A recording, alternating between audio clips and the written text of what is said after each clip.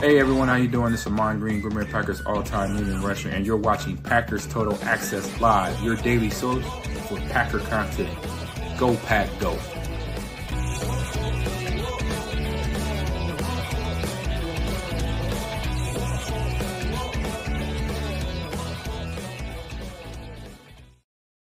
What's up, guys? Welcome into Good Morning Lambeau. My name is Clayton. You can check us out on Packernet.com. Find me on Twitter at Packers_access. You can text us 865-658-5824. Joined alongside Tim in Green Bay here to talk some Packers this morning. Tim, got the diesel flowing. How we doing, bro?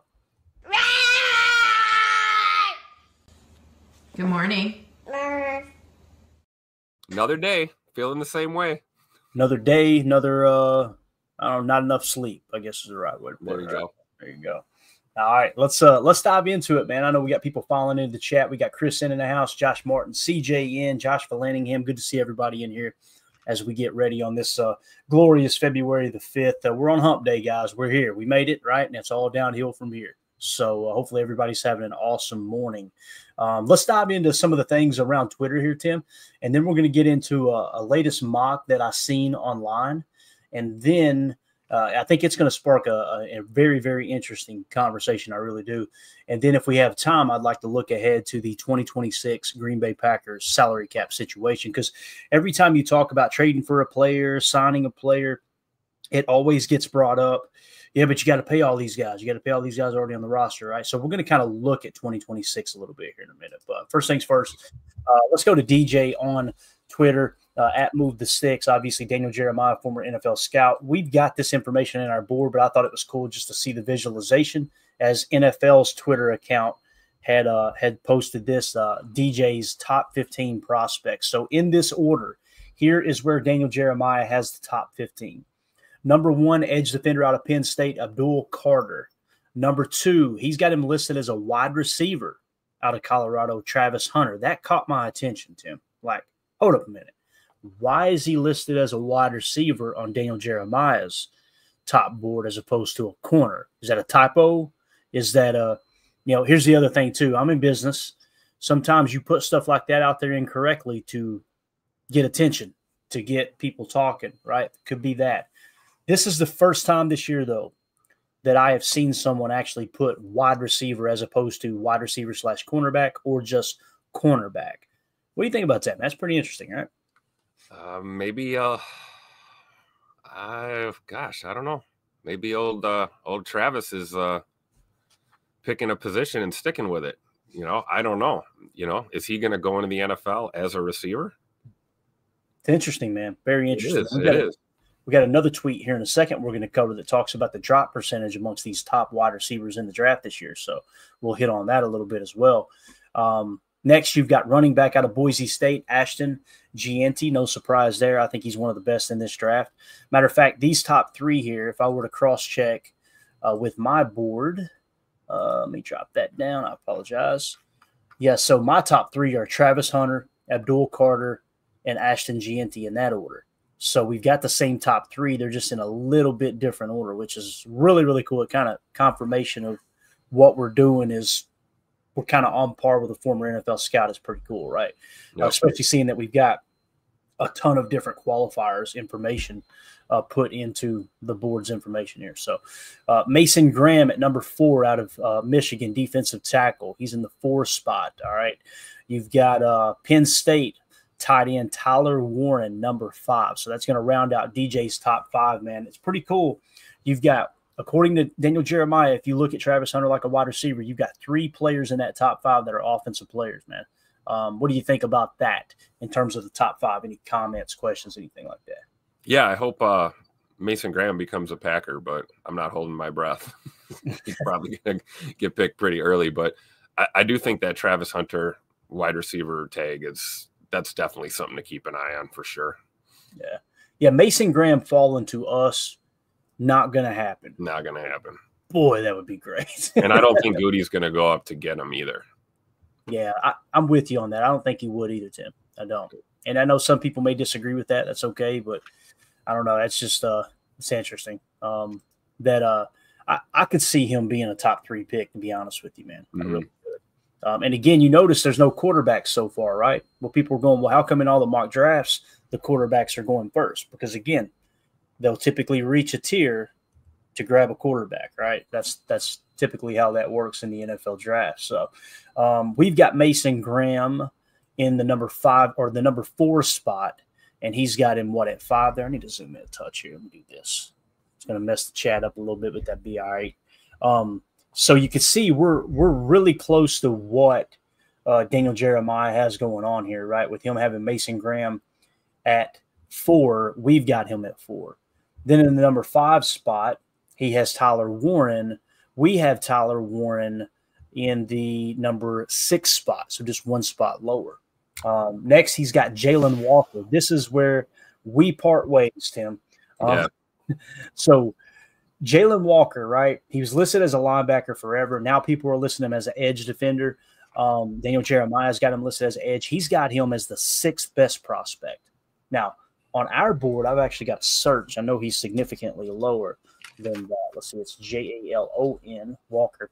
Tim, we've got him in the 34 spot. And I know people are going to be like, Clayton, how in the hell do you have him that far down? If I were to remove the name, right? Just remove the name, remove everything about the player, forget what Daniel Jeremiah said. And I said, here you go, guys. Here's the PFF grades. We don't have info for 2022. In 2023, he was the 242nd best linebacker, according to PFF. Wow.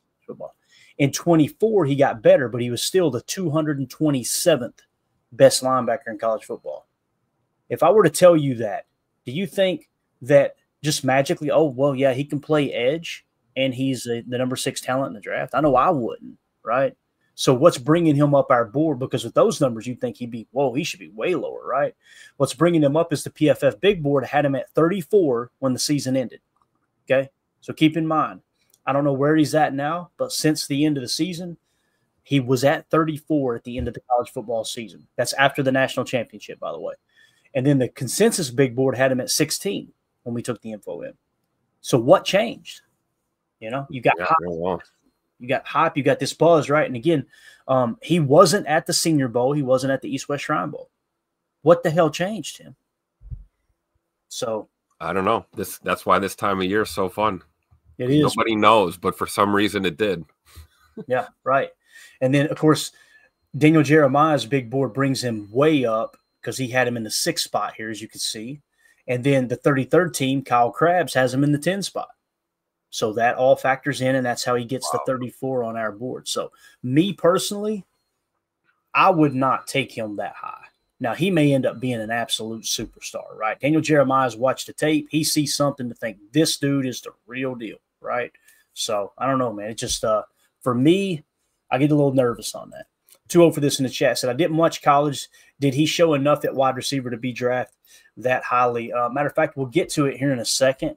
But I want to say, little spoiler alert. Let's just do it real quick here and see. You see here, I'm pretty sure Travis Hunter, 7th best drop rate at only 3.2%. So our boy can catch the football. And again, I don't want to spoil that too much. We'll get back to it in a minute. So yeah, he's a damn good receiver too. There's no doubt. I'm just pointing out the fact that I didn't hear anybody saying, yeah, he's going to play receiver. He's going to play receiver. Now all of a sudden, it doesn't say wide receiver / cornerback on Daniel Jeremiah's board. But anyway, DJ thinks that him going as strictly a wide receiver is going to increase his draft stock. Maybe that's why he's just putting the wide receiver tag on him now, figuring if he goes in as a DB, he'll probably get drafted later. Goes in as a receiver, maybe he gets drafted higher. That makes sense, because again, wide receiver, look at the market across the league, right? You want to know how much wide receiver is valued, you got to look at the dollar attached. Yep. And people are overpaying for wide receiver like crazy, right? So that's definitely a trend. Been a trend in the league for about 3 years now. And it's funny too, because the teams that not necessarily pulled away from that because they have good receivers too, but they pressed into the whole, man, running backs are undervalued. Let's go get these top running backs. They're the ones having a lot of success, right? So it's true. Very interesting how that's shaken out. So, all right, next on his board again, Jalen Walker. Tim, do you have an opinion on Jalen Walker at all? Anything you want to add there? It's interesting to me. I'm trying to figure it out. I'm just trying to go, What is it that we see? He's just that much of a physical freak. You know what I'm saying? Yeah, I don't know. I don't have much on Jalen Walker because I wasn't that high on him. Right. But I know I'm in the minority there because a lot of people are pretty high on Jalen Walker. But I think it's also because I've kind of took the edge position kind of not out of my head, but put it to the back of my mind as I've been doing, research based on our positional needs. But yeah, I mean, that's if DJ sees it like this, I mean, there's got to be some legitimate, just some legitimate reasoning why. I don't think Daniel Jeremiah is just like throwing this list together all willy nilly. So I agree. There'll be something there. Got to be, man. There's got to be something. That Another Walker out of Georgia. Coming down the pike. I'm looking on the PFF big board, unless I'm overlooking him here, man. Is he may be lower than I thought. Let me see here on theirs.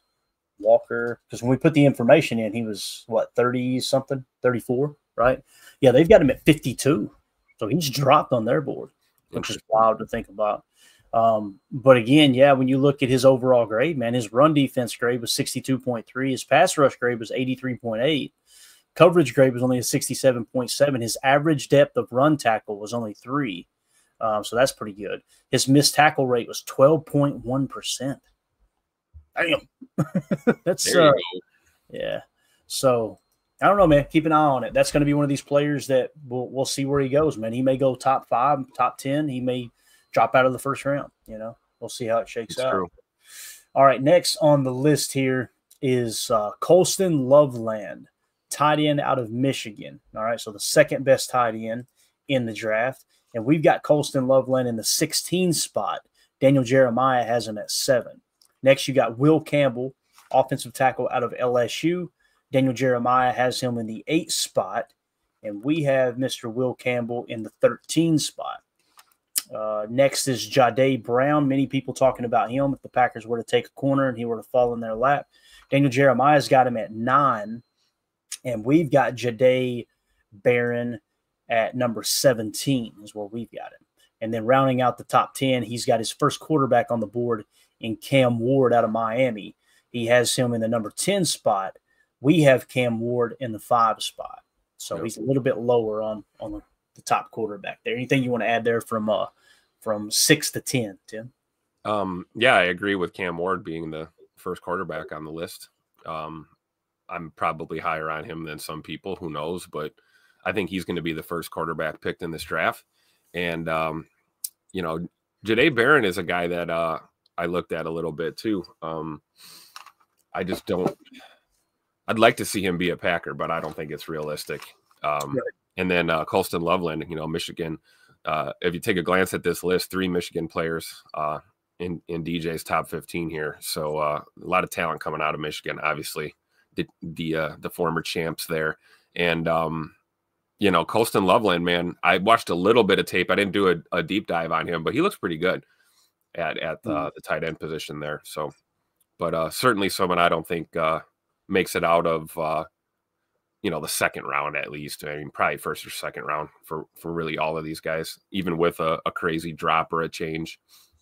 Yeah. And Blake B says, would Barron be like Bullard for us, but with better coverage ability? It's a great question. If we click on Barron here, let me Jahdae, let me pull up his information. I'll just keep it off screen for you guys. PFF 76, 71, then 90 this year. His coverage grade, Tim, 91.3. Yep. His zone coverage grade, 91.8. Man coverage, 68.9. Some would say, oh, that's low. It's above the 3/4 line there. Run defense grade 83.3, completion percentage against 53.7. And again, he played corner 679 snaps. He played in the box 141, and he played in the slot 123. So you're talking about a very, very versatile guy. Yep. And obviously Jahdae Barron there. 5'11", 200 pounds. He's kind of that, prototypical corner type of build, right? Mm-hmm. Yeah, definitely. And here's the thing, too. Javon Bullard's coverage, he struggled in coverage this year, right? Especially playing safety for the Packers. But in college, he was a damn good cover guy. So, again, you never know what's going to happen when these players get to the NFL level. right? You definitely got to mention that for sure. Yep. And again, we've got Jahdae Barron in the 17 spot. Daniel Jeremiah has him at number 9. All right, so let's go. Number 10, again, we say Cam Ward. Then you've got number 11 quarterback Shedeur Sanders out of Colorado. Shedeur is on our board at number 8, so we're just a little bit higher on Shedeur than Daniel Jeremiah is. Then Will Johnson, cornerback out of Michigan, at number 12. We've got Will Johnson in the number 14 spot on our board, so pretty close there within a couple. Linebacker out of Alabama, Jihad Campbell in the number 13 spot for Daniel Jeremiah. And we've got Jihad Campbell in the 33 spot. And the main thing that brings him down is his PFF grade. He was 66th best linebacker in college football. Okay, so that brings him down just a touch. The PFF big board had him at 38. The consensus big board had him at 32. Daniel Jeremiah has him at 13. That's bringing him up. But then the 33rd team has him 40th. So that's why he's a little bit lower on our board. So if you remove Daniel Jeremiah's input from this, Tim, and I'm not saying we should, Daniel Jeremiah is the reason that he's in the top 40 on our board. If you remove that aspect, he's going to drop down significantly. Probably would drop down to, probably about 45, something like that. 40, 43-ish would be my guess. So we'll keep an eye on him. Interior offensive lineman Tyler Booker out of Alabama. He's in the number 14 spot. All right. And we've got Tyler Booker. I'm trying to think. I think he's one of those guys that's jumped around on our board. We got him in the 38 spot. So Daniel Jeremiah, way bigger on him. Guys, he was I think he played guard, if I remember correctly, this year. 188th highest graded guard this year. Last year, he was 52nd. All right. And again, Daniel Jeremiah has him 14, and 33rd team has him 27. So there's another name that he could be taken this early. He could fall.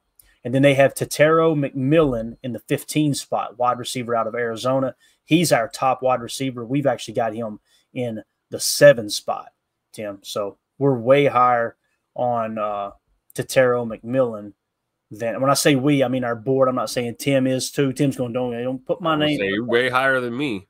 Tetairoa McMillan on our board. Here's what brings him up, okay? 2023 PFF grade, he was the 21st highest receiver. 2024, he was 25th. The PFF big board at the end of the college football season had his 3rd best prospect. Consensus big board had him at number 7. DJ's got him at 15. And the 33rd team has him at 14. So the big thing that's bringing him up was the rankings, where he ranked, the way people seen him at the end of the college football season. So I think some of these other players skyrocketing to the top, like your Jalen Walkers and a couple others, are the reason they leapfrog. And, of course, on Daniel Jeremiah, that pushes Tetairoa McMillan down. Tetairoa McMillan, 6'5", I believe he is, if I remember correctly. Yep. He's got a chance to go to the combine and put himself right back at the top of the list again, but we'll see. He's definitely he's listed as the 2nd best receiver here on Daniel Jeremiah's top 15, only behind Travis Hunter, who, like I said, many people see him as a corner. As a corner, yeah. That's why I say, give me Jaden Higgins, give me Trey Harris. Those are my guys. Oh, I'm sorry, I'm promoting. I'm trying to be an agent right now. Joseph in the chat says Zabel over Booker. All right. Let's see where we got Zabel here on our board. I'm trying to remember now. Where you at, sir? Don't make me search. Gray Zabel. We've got Zabel in the 60 spot on our board, Joseph. People are going, what happened there? Let me explain.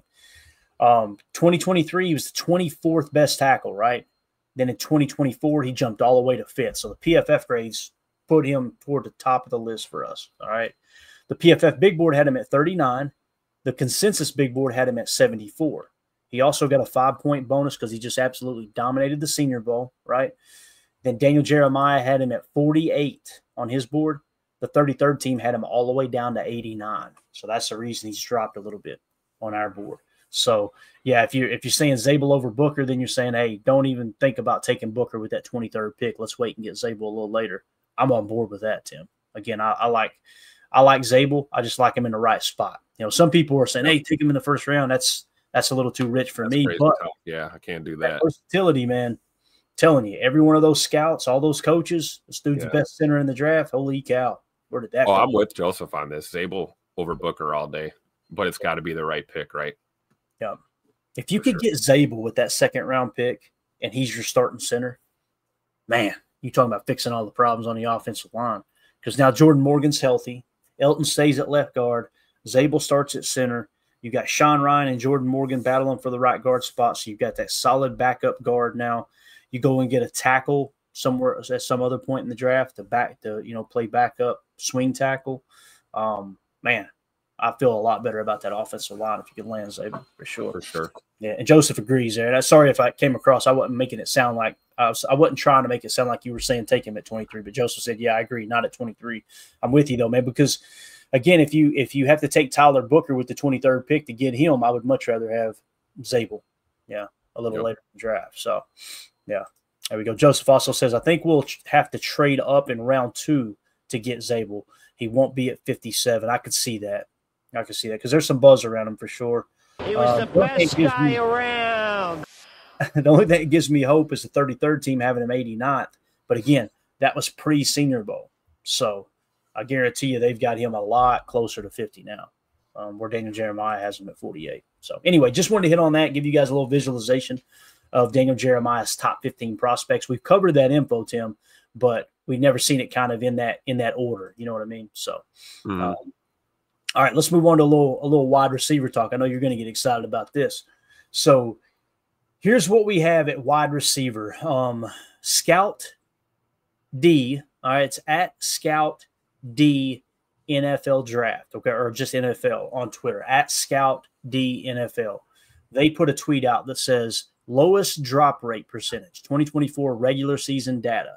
Number 1 in all of college football was our boy Jack Bech, the Senior Bowl MVP, 1.6% drop rate. That is phenomenal, guys. That's saying that if you throw him 100 passes on target, he's going to drop less than 2. He's going to have 1 drop out of 100. That's Here's wild. the guy. Pat Bryant, number 2, we talked about him a lot, right? 1.8%. Some people say he's not flashy. He's just one of those dudes that he can catch the football. Hey, what was the big problem last year for the Packers? It was that drop rate, right? Yep. So Pat Bryant, number 2 at 1.8%. Number 3, you may have heard this name, Jaden Higgins, 2.4% drop rate. So here's the guy. He comes in at number 3 spot. Number 4, he's only 5'10", and we'll talk about him here in a second a little bit deeper. Xavier Restrepo, 2.8% drop rate. Nice there. Tez Johnson, number 5, 2.9%. Number 6, Isaiah Bond, 3%. Number 7, Travis Hunter. We talked about this, only 3.2% drop rate. Not bad at all. Emeka Egbuka, 4.4% at number 8. Then at number 9, tied at number 9, you got Matthew Golden and Luther Burden, both at 4.7%. In the 11th spot, Jalen Noel, 5.6%. And then tied at 12, you've got Trey Harris, Ty Felton, and Tatero McMillan at 7.7%. In the number 15 spot, Alec Onyemanor at 8.7%. And then in number 16, Savion Williams at 11.8%. So Tatero McMillan, the knock on him is the drop rate. Now, it's not horrible, don't get me wrong.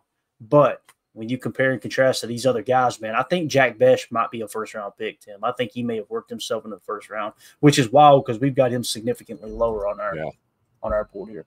Yeah, if the draft was tomorrow, he'd be going in the first round. I think the buzz is real.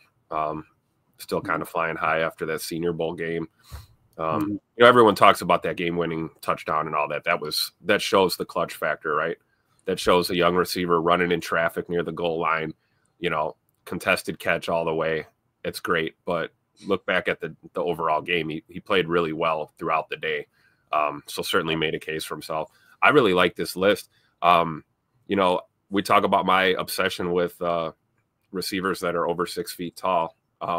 There were 3 sub 6 foot receivers on my list that I liked, and they're all up here. Jalen Noel, Luther Burden, and what was the third one? Isaiah Bond out of Texas as well. So those are guys that if they ended up becoming Packers, I guess I'd only be mad that they're not super tall, but they're damn good receivers, and they've got really good drop rates here. Yeah. And if we were to sort our board by receiver, and it would give us best grade available, right? When it comes to receiver and how these rankings line up, we have Tetairoa McMillan number 1. Well, he's number 12 on this list in drop rate, right? We got Egbuka as the second best receiver. He's 8th in drop rate. Luther Burden is our 3rd best receiver, and he is not in drop rate. Matthew Golden out of Texas is our 4th best receiver.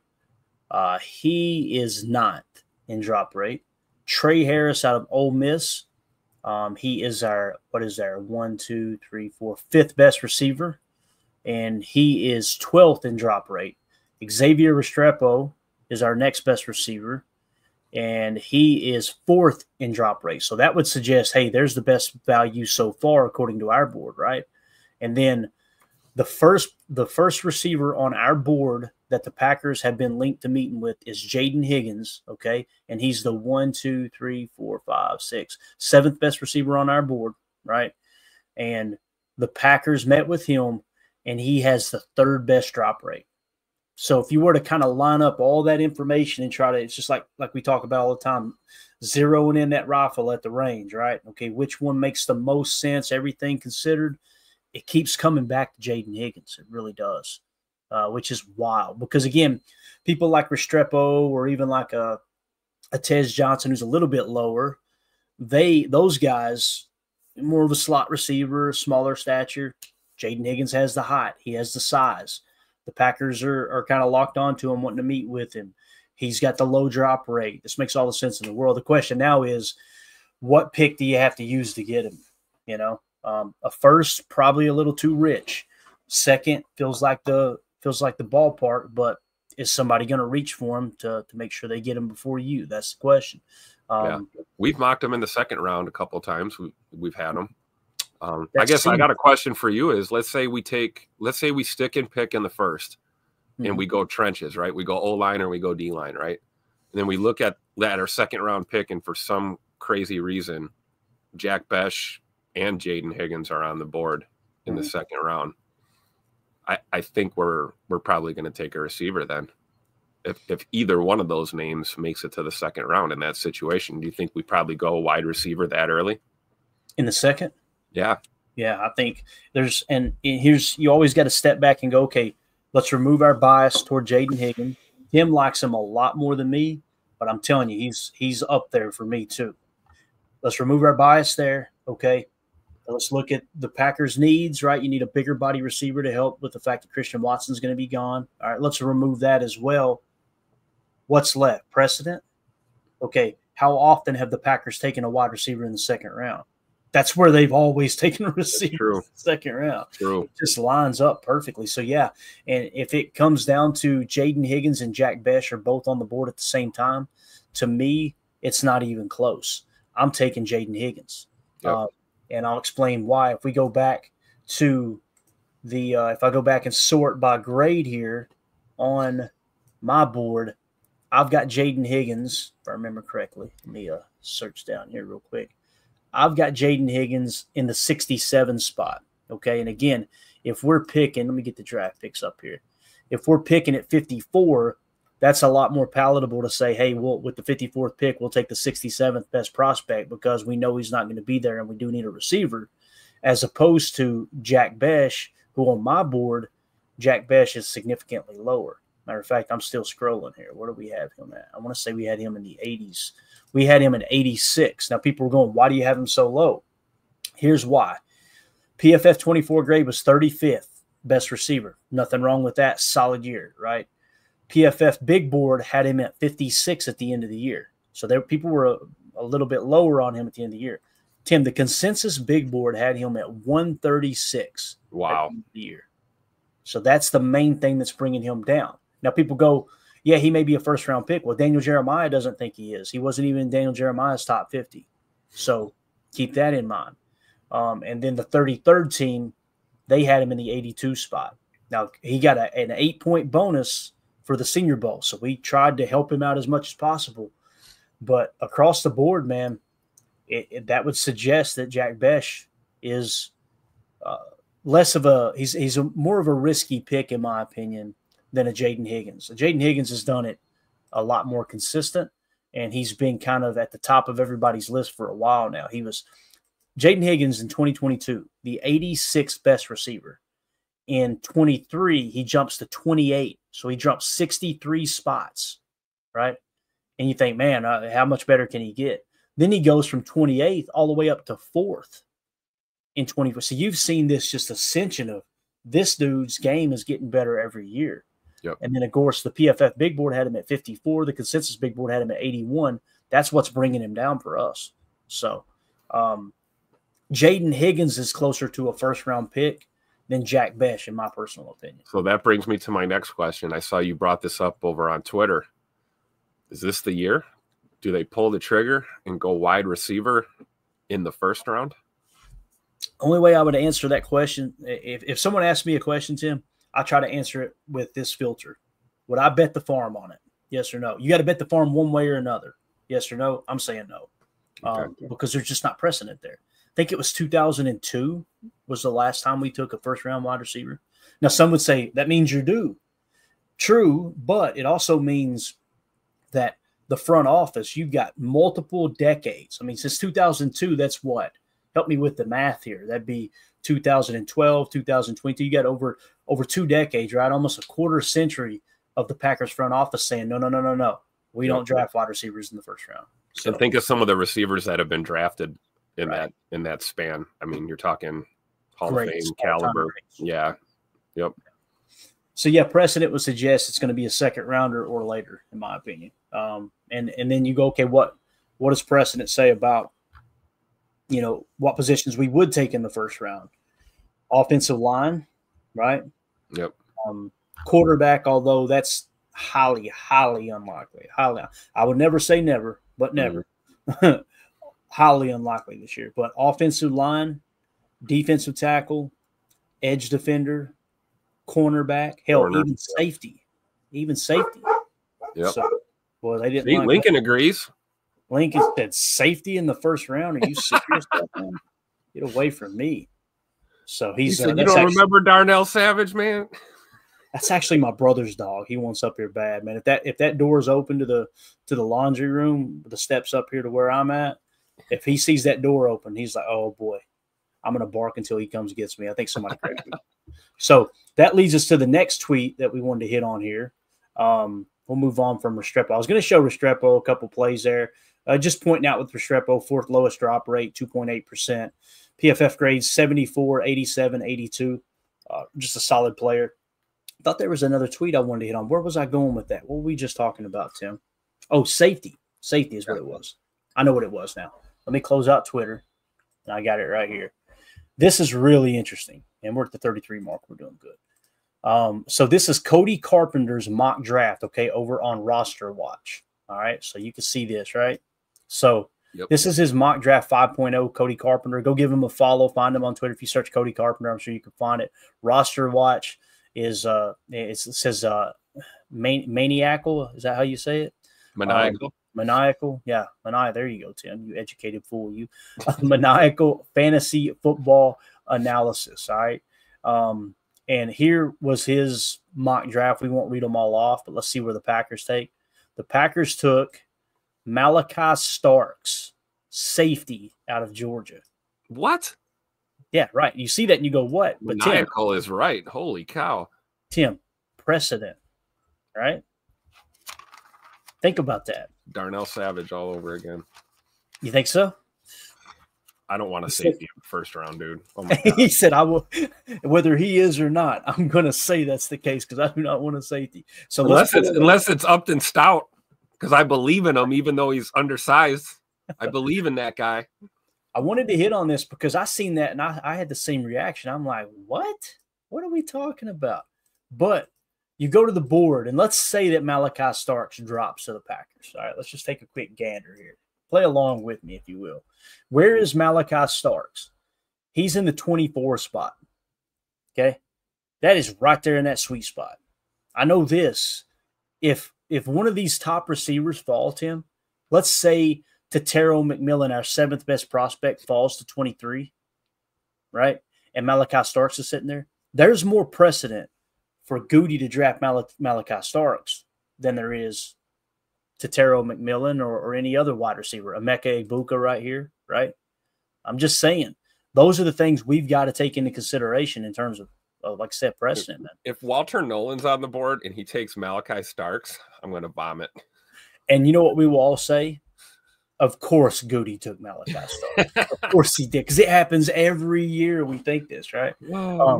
So here's Malachi Starks' rise to fame here. In 2022, he was the 391st graded safety. In 2022. In 2023, he jumped to 65th. In 2024, he fell all the way to 120. Wow. Right? The PFF Big Board had him at 7. Now, explain this to me, Tim. PFF said he was the 120th best safety in college football. But then they turned right around and said he's the 7th best prospect in the country. How does that make sense? They're probably just thinking like he was the best guy around. What dropped INT? The consensus Big Board had him in the 12th spot. So those two numbers is what's raising Malachi Starks up for me. Daniel Jeremiah has him in the 33 spot. So that's a little bit closer, right? A little bit closer to range there. And then the 33rd team Big Board had him in the number 6 spot. So again, it's all over the place, man. PFF would suggest no, he's not even one of the better safeties in the league if the PFF grade is just the only thing you take into consideration. But then the PFF Big Board says, hey, this dude's a top 10 talent, right? Consensus Big Board said he's a borderline top 10 talent. DJ said, nah, he's top 40. And then the 33rd team comes back and says, no, he's 6th best prospect. I can't figure it out. I'm gonna let this dog in. You talk about that for a second, man. Oh man, my head hurts just trying to figure this out. Chat, what do you think? I mean, just taking a look here. I see too old for this. This is great. We will trade for Myles Garrett, trade back into the first, and then Myles will announce the first round pick with Mark Murphy standing next to him. You know, that would be awesome. Clayton, I don't know if you have any thoughts on that. I think that would be kind of interesting. Thoughts on what now? Too old for this said, well, we will trade for Myles Garrett. Then we'll trade back into the first, and then Myles will announce the first round pick with Mark Murphy standing next to him. Hey, you talk about winning the crowd over. Yeah. And then Mark Murphy pieces out. Yep. Gone. See you later. Yep. What a career. Do you think, I mean, I know you guys talked about the other night a little bit. Do you think that the Packers will aggressively try and put together a trade package? Here's the problem that are you talking about for Myles Garrett? For Myles Garrett, yeah, because problem. clearly the fan base is ready to welcome him with open arms and auction off the future of our franchise to get him. So I don't know. I would be okay with it, but I just don't see Georgia. I don't see Cleveland doing it. Like, you know, he's gonna try to hold their feet to the fire. But man, the way that's structured, Tim, it's gonna take him giving money back or doing something. Again, when you see the option aspect of a contract, you've really got to step back and go, okay, we don't know. Yep. We don't know exactly what's in the writing within that contract.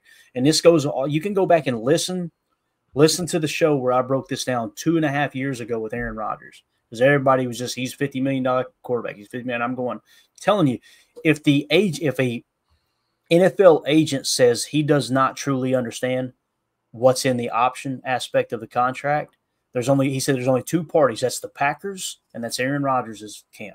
And neither of them are talking about what could possibly happen.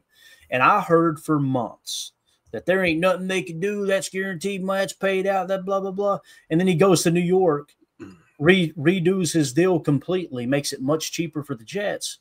And those same people, boy, they went quiet. Yep. Didn't say another thing about it, right? Just let's move on to the next thing. We're going to pretend like we understand. I don't pretend to be an expert. I'm just simply pointing out what's happened in the past. There may be something there that can happen, but as it sits right now with that contract, man, this contract for Myles Garrett was structured in a way by Cleveland to go, hey, man, we want you here, and we're going to mortgage the future to make sure you stay here. And now he's saying, nah, I want out.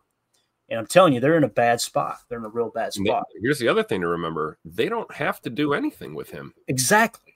A trade request is exactly that. It's a request. And, you know, there's got to be something to be said about. Now, I'm sure he informed the team in the front office before he released his public statement or whatever, but he did release a public statement. He made it publicly known to the world, I don't want to be in Cleveland anymore. Right. Okay. Now compare that with a guy like, another guy north of 30 years old, Preston Smith, who, handled that internally. And we basically found out that he wanted to be traded after the deal was done. He was on his way to Pittsburgh. Mm-hmm. So there's two different ways that, that was handled. But I think it's important to remember, and that's not a knock on Myles Garrett, hey, take care of business how you see fit, but Cleveland could play hardball and they don't have to trade him at all. They certainly don't have to take, any trade proposal into consideration that doesn't benefit them. And that's why I kind of, steer towards the Packers maybe not being hyper aggressive there, because you're talking multiple picks. You're talking, you got to get rid of a top tier talent. They're going to be looking for somebody. I know corner is a positional need for Cleveland. I just don't know how high up on their needs chart it is, maybe second or third, something like that. So really hard to dress up, Jair and a bunch of draft picks over to Cleveland and convince me that that's going to be worth it in the long run. Right. I don't know how appealing of a trade prospect Jair really is right now either. Right. And you've got in availability, all these things. So I don't know. I don't see it happening. You've got three different components to a trade. You've got the player, you've got the team that has his rights, and you've got the team that may potentially want his rights. Remove all the other teams across the National Football League, and let's just talk Packers here, okay? The Browns, would they want to move on from him? I think we all agree the answer is no, right? Yep. The money that you can save, I want to say it's somewhere between like 15 and 17 million, something like that the Browns could save. But again, they're upside down in that already, right? So if the team doesn't want to trade him, right, and we know that it's going to take some very high draft capital. I think Diana Rossini got one GM to say it's a first-round pick, right? So I think they said a first and a third, something like that. So what's the precedent for Brian Gutekunst, hell, or even Ted Thompson trading a first-round pick for a player? I'll wait. It's never happened, right? So the realization we're coming to is it's extremely low of a chance that Goody would want to give up the draft picks. We know he loves his draft picks, and rightfully so. And we know the Browns don't want to really give up Myles Garrett, although who knows, man. They do stupid stuff all the time. I wouldn't be surprised if they trade him. Go, yep, all right, we're going to let him shop around and get the best offer. I kind of expect that because they do stupid stuff. If you don't believe me, go look at Deshaun Watson's contract. It's unbelievable. It is unbelievable. So maybe we can get them to give us a first-round pick in Myles Garrett. There you go. And, it's funny you say that because that has happened in the past where a team would give up an extra pick. They would give up an extra pick for you to take the cap off their hands type thing, right? That happened between Houston and somebody one year. I think they gave up a second-round pick so someone would eat the contract. So, again, with the option part of that contract, I think it's a little more flexible than we think on the surface, but it's highly unlikely that the Packers trade for Myles Garrett. I know that's not breaking news or a bold statement. I understand. But I'm talking about the Packers are probably a bottom 5 team to make that. Now, here's the other thing. What about your roster? Okay, you invested a first-round pick into LVN. You traded away Preston Smith because you want to get LVN more snaps. And I know people have convinced themselves that LVN is a bad football player. The dude was third on our team in pressure percentage. He was over the 11% mark. Like, I've heard forever, if you crack 10% pressure rate, you're a good rusher, right? He's at 11. He was almost at 12%. I think he was at 11.8% at the peak there. So Goody loves LVN. He's showing some improvement in that regard. Rashawn Gary led your team in pressure, sacks, all that good stuff. If you go get Myles Garrett, guess what happens? Now LVN goes back on the back burner, and you're giving up a bunch of draft picks, and you got to probably give him a new contract. That's the other thing. I don't think Myles Garrett's just going to come in and play somewhere for the minimum contract. I don't see that happening. So there's just too many buts for me to think this is going to happen. Is it possible? Absolutely, it's possible. I just don't see it happening, me personally. Yep, I agree. So And if we were to look ahead to the Packers contract situation here, I'm going to go to, matter of fact, let's do this. Yeah, let's go. I was trying to see. Yeah, we'll just move on from that. Let me go to the Packers salary cap table here, okay? And I wanted to key in on one specific thing here, Tim, 2026, okay? We've got it sorted by 2026 now. Here are your highest cap hits on the team for 2026, all right? Jordan Love at $36.1 million. You know how many people have been talking about he's a $40 million quarterback, a $50 million a year quarterback, because that's kind of what the contract averaged out to? Well, you're 2 years in now, guys. In 2025, it was $29.7 million cap hit this year. Next year, it'll be $36.1 million. So we got to stop pretending like he's the highest paid quarterback in the league. Again, cap hit to me is what matters. Well, that's going to come due. You mean like it was with Aaron Rodgers? Because if you take Aaron Rodgers' contract and you average it out throughout his entire career in the National Football League, and you say, okay, here was the average cap hit per year, you'll be surprised to find out that he doesn't finish in the top 10. So, you know, you could finagle the numbers to where they're upset about that. You could finagle it to a point where you'd say, okay, yeah, he is top 10, but he's not top 5. Because, again, cap hit is what matters. I apologize. This is what happens when Mandy has to leave for a doctor's appointment early.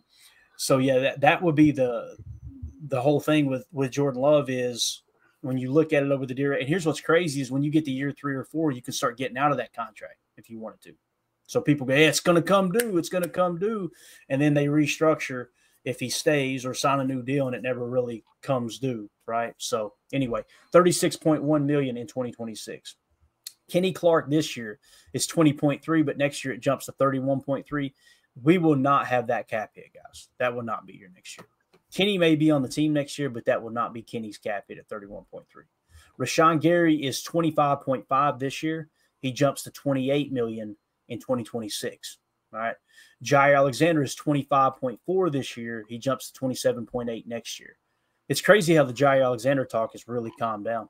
You know, we're like in the heat of we should be hearing something now, right? Is the trade talks going to hit? Are they shopping him? We have heard nothing. The longer it stays quiet, I'm more convinced that Jair Alexander will probably be a Packer next year. And we'll start swaying that opinion or swaying that percentage back under 50% as opposed to where it's at 50% right now. Now, we could hear tomorrow, hey, the Packers are going to shop Jair Alexander. That could happen. Because what you have, we're in that holding period right now where players are starting to try to put pressure on teams, and teams are letting players know, hey, yeah, we're going to move on from you. Go find the best deal. That's what they're doing with Cooper Kupp in L.A., right? We haven't heard anything with Ja. I'm just saying. It kind of feels like – you guys tell me if you disagree or not, man, in the chat. Do y'all feel like it's cooled down and Jair's going to be a Packer next year, or do you think there's still a legit shot that they trade him? What are you guys thinking there? I want to get everybody's take. Next on this list, well, let's round it out top 5. Elton Jenkins, $17.6 million this year. Then it jumps to $24.8 million next year. Of course, you can get out of it next year if you need to. And he's 30 years old. Goody structured this contract perfectly that when he cracked 30, we can move on if we need to. I don't think we should at the moment. There'll probably be a restructure inbound there. What do you think about those top 5 cap hits? These players know in Green Bay. They know what it's like in the Goody regime, right? You hit that 30th birthday, you're going on 31. Time to start booking flights just in case. Exactly. I was trying to pull up the Packers, not on screen, but just off to the side and see exactly what their salary cap situation looks like in 2026 in terms of cap space right now. But boy, Spot Track is struggling at the moment when I'm trying to open it up in another window. So Josh Martin says, yes, 85% he stays as of today. So I'm glad I'm not the only one, Josh. I'm kind of feeling like I'm not to 85. I'm still at 50-50, but I'm about to break into the less than 50% chance that he's traded. Which, I'm with you too. I'm still 50-50, but I'm kind of starting to lean a little bit towards Ja staying in Green Bay. All right. Let's see. Here we go. Garrett in the chat. Good to see you, Garrett. He says, according to several media guys in Green Bay, their betting on Ja is gone by the way he ended the day at 12:65. That was the last time he was in the building when he said that I ain't got nothing good to say. That's when I was like, oh boy, yeah, he's probably on his way out. So, but again, those same guys in the media that are betting on him to not be here are the same ones who's gotten into it within the last 2 or 3 years. You remember Rob Domofsky said he's a weird guy, and that pissed Ja off. Yep. I remember now Jason Wilde tried to get him to pull off to the side and talk, and it sounded like Ja wouldn't talk to him. It's like he was talking to him, and yeah, can I speak to you for a minute? And Ja all of a sudden had to go. So it's like you could tell Jair doesn't care much for some of those guys. I don't think Wilde's one of those dudes. Him and Rob definitely had a sparring match there for a little bit. It didn't get physical, don't get me wrong, but that would be funny, by the way. I would pay money to see that. Oh man. Anyway. Things could be a lot worse. I could be a Bears fan. Yeah, so I understand what you're saying there, Garrett, because it was odd. That was the thing where I went, oh boy, he's probably gone. But now it's cooling off. Here's the other thing: trading Jair for Myles Garrett. If you traded Jair and say a 3rd round pick for Myles Garrett, sign me up. I would do that. You better draft the hell out of corner in this draft, then. Mm-hmm. Yeah. But here's I mean, you got to do that either way, right? We talked about that. We probably still need at least 2 corners, right? But I'm telling you, the argument on the other side of the conversation there, though, Tim, when you say that, hey, you better draft the corner. We've been without him for over 50% of the games. Yep. For the last 3 years, right? So it's like I understand that side of the argument too. What I would love to see happen is Pro Bowl Jair play for the Packers. That's my top one. What I'd love to see that happen. What I would hate to see happen is we trade him and then he plays 17 games and he balls out and he's a Pro Bowler for somebody else. Yeah. Yeah, it's going to be interesting, man. Holmes is all the hell over here. He says, you guys actually think Ja is staying with the shocked emoji?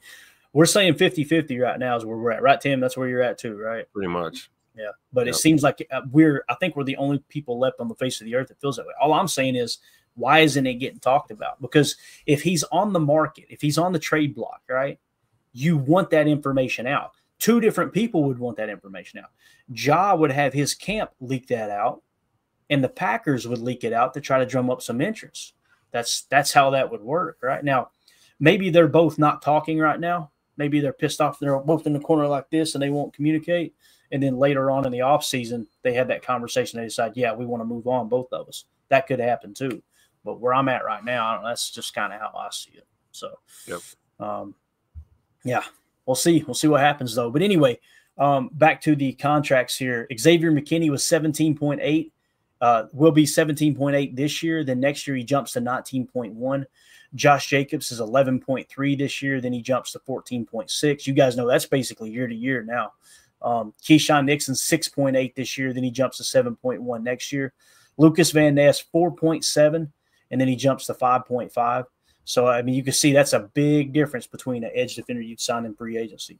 If you hit on that, if LVN was a true top 5 edge rusher in the league, look at the deal you'd be getting right there. That was what Goody was shooting for, right? Yep. And that's why he had to make the decision. We got to get Preston out of here so we can get LVN some more reps. So that all makes sense to me. And this season's going to be a big year for him, right? Year 3. This is that kind of where you really want to see your draft pick making a stride in those first 3 years. So we'll see how he does. Yeah. And then, of course, Jordan Morgan, 3.3, jumping to 3.8. Luke Musgrave, 2.3, jumping to 2.6. Here, you want to talk about value. Look at these next 2 players here, Tim. Actually, 3 of the next 4. Edgerrin Cooper last year did historic things as a rookie backer. Here's a guy. This year's cap hit, $1.9 million. Next year, $2.3 million. That's a freaking steal. Keep his ass on the field, please, for the love of God. Yep. Jaden Reed, your best receiver on the team. He improved in every statistical category other than drop percentage and touchdowns this year. He was the best guy around. 1.9 million and then 2.2 next year. Javon Bullard, to me, I'm up and down on Javon. I think Javon's a better slot corner than he is a safety. I think that's pretty evident. But 1.5 million, being able to play 2 different positions for you on a defense that it's easy to look at him and go, yeah, but he's not that good. He's not as good as we thought he was going to be. We build him up. I say we, me, Tim, Jacob, the whole PTA crew was like, he was our second best safety in the draft. And it just didn't click last year, right? Yeah. So, but the fact that you got that versatility, you could play slot and safety in a pinch, and you're only 1.5 million. That's pretty darn impressive, in my opinion. But Tucker Kraft, man, 1.5. Let's go, dude. Let's freaking go. 1.5, then 1.7. So, yeah, we 2-0 for this. I completely agree, but that's the beautiful thing about the draft. He said Tucker Kraft should be in Musgrave's place. Like, Tucker Kraft deserves to make what Musgrave's making, the 2.3, vice versa. But it's where you're drafted, right? So, interesting though, man, to see how the salary cap kind of falls into place. I could not get that to pull up. Let me see if I can back out. I want to see what our cap space looks like for next year. And don't get me wrong, guys, it's going to be very deceiving, very deceiving. We go cap tracker. Let me see if this pulls it up. Yeah, now I'm getting kicked completely out of evidently something's going on with Spot Track because it keeps saying bad gateway. Wow. When we click on something. So maybe they're doing something. Did you crash the site, Clay? You're over there running too many data. Could have been, man. I was up early doing it this morning, so it could have been. So, yeah. What I was going to do is try to see exactly how much cap space we had because it wasn't on that screen there. But I also wanted to point out the players who are going to get paid the most. And I also wanted to do this. Hopefully it doesn't crash. It may crash, guys. If it does, I apologize. But I wanted to do this too. With 2026 is what we're sorted, the column we're sorted in. Here are your unrestricted free agents for next year. So when everybody's talking about you can't afford it because you got to pay all these players, you got to pay these players, you can't afford to be aggressive in free agency, right? Here's what I wanted to point out. This was the whole purpose of doing this. These unrestricted free agents, it's not a slam dunk that Romeo Doubs gets re-signed, right? Zach Tom, absolutely. You got to pay him. Kingsley Enagbare, they're not going to pay him. They're going to let him hit the markets, what they're going to let him do. And then if he doesn't get the deal he wants, I could see him re-signing him for less. Rasheed Walker, pay him. I could see him paying him. I could. Yep. So there's two, right? Christian Watson. Guys, he's not going to be healthy till week 12. This sucks for Christian. I don't think people understand. People do not understand how crappy this is for Christian Watson, that injury happened when it did. And the fact that he was going out there still hurt, trying to make something happen for his team. And he wanted to be out there. And I'm not going to lie. I'm pissed off at the coaches. I'm pissed off at the trainers for letting him go out there. We talked about it all week long, Tim. Yep. Like, you can't do this. You cannot let him go out there and play. And lo and behold, he ends up on the field and bang, he tears the ACL. People will say, well, it's nothing to do with the injury he had. BS. All that stuff, your opposite knee will react, differently when you're trying to take pressure off of the other leg, whether it's a quad injury, it's a knee bruise, it's whatever it is, right? Hammy. Yep. Those things put extra wear and tear on your knee. I'm still pissed off about that. And that's why I will not stand for the slander. If somebody is calling Christian Watson soft, made of glass, all that stuff, it pisses me off because that dude wanted to be out there with his teammates, and it just cost him a ton of money. And very quiet as kept. Scoot is probably, at least on the offensive side of the ball, he's probably the toughest SOB on the team. Other than a couple of the dogs on the O-line, but when you look at our receivers, man, I think of just absolute tough dudes is, you think of like Malik Heath and you think of Christian Watson for sure, just being tough as nails. So I don't buy into the whole he's soft narrative. I don't agree with it at all. Yeah. Let me see if I can get over the cap Packers. Trying to get that cap space for next year because I really did want to point out, here's 2026. Okay, here we go. Cap space for the team in 2026 as it sits right now, Tim, 68.3 million is what you got. Now keep in mind there's only 25 players on the roster at that point. So you gotta make up ground there, right? You're probably going to end up, depending on how aggressive you get in free agency this year, you're probably going to end up with somewhere around 20 to 30 million in cap space. And we know how these contracts work, that if you do re-sign Zach Tom, you do re-sign Rasheed Walker, that first year of cap hit is not going to be that bad, right? And Goody likes that wiggle room too built in, right? Yeah. And here's the thing. You can still go cash over cap with an extension.